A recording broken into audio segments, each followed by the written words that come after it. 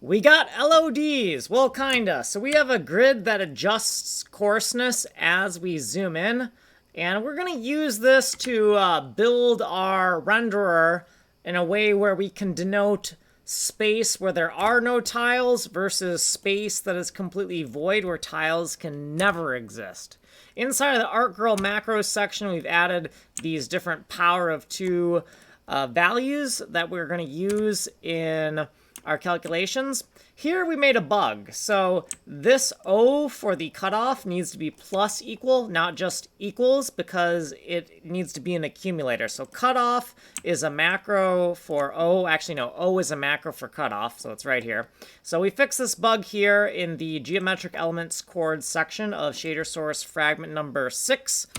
And right here is where we are calculating the number of discrete units per pixel. So the off-screen data viewport divided by the number of pixels on screen, and this is for the x-axis, this is for the y-axis.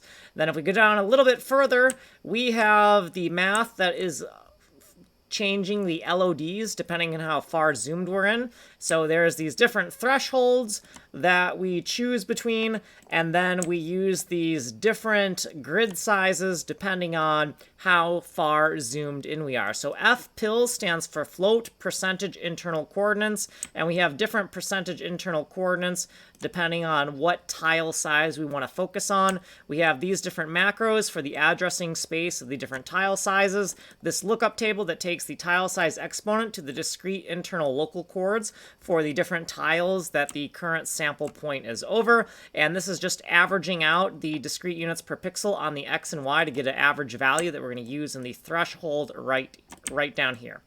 And then undefine your macros after you're done using them.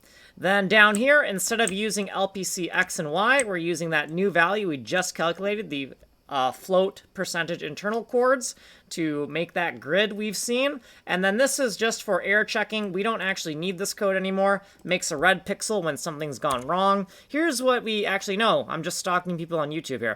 Here's what we did previously, and then here's our footnotes, and we got to get out of here because we don't have much time. You can go here for a longer description, and here's the source code here. So I'll see you around, like and subscribe.